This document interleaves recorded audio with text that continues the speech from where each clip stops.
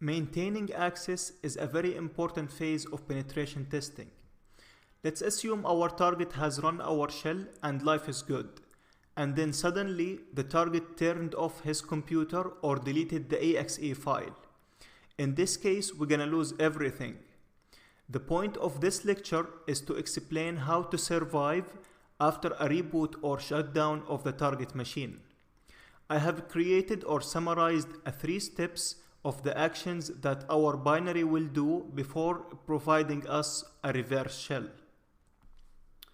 So the first step that our exe binary must do is to copy itself to a different location.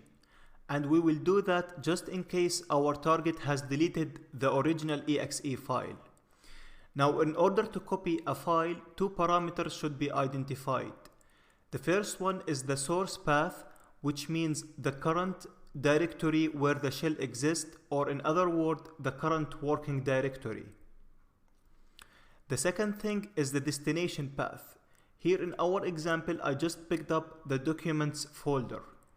Keep in mind that each computer has a different username, so we need to discover this variable username so we can have the complete destination path here. After copying our shell into the document folder, we need to add a registry key and point it out to the copied exe file in the document folder. This registry key is responsible to run the exe file on the Windows startup. Keep in mind that the first and the second phases should run only one time after our backdoor gets installed on the target machine. Finally, or the last step, is to start our reverse shell without repeating the above steps, as they should be executed only one time.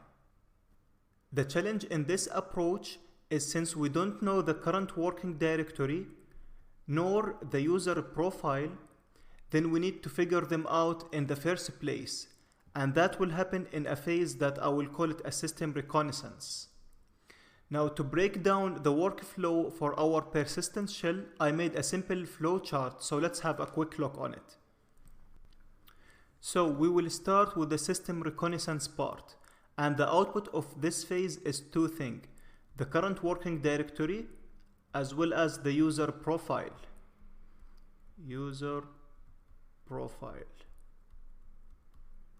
So the current working directory is going to help us to build the source path, and the user profile is to build the destination path. Once we have the source path and the destination path, then we can copy our exe file from the current working directory to the document folder that we have specified in the destination path.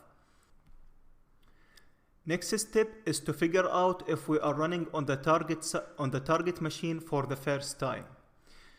This can be done when we check if our script does exist in the destination folder or not. So if our exe file or our script, it does exist, then this means it's not our first time that we run on the target machine, as we already have done the phase 1 and phase 2 previously. So in other words, we already made a copy and added a registry key. So we will skip those 2 steps and jump immediately to fire up our shell back to the Kali side. However, if this is the first time that we run on the target side, then we need to copy ourselves to the destination path, which is the document folder, and then add a new registry key pointing to the new exe binary that it does exist in the destination or in the document folder. And final thing is to make the connection back to our Kali Linux. If you still didn't get the idea completely, in the next video you're gonna see that in the practical part. Thanks for watching.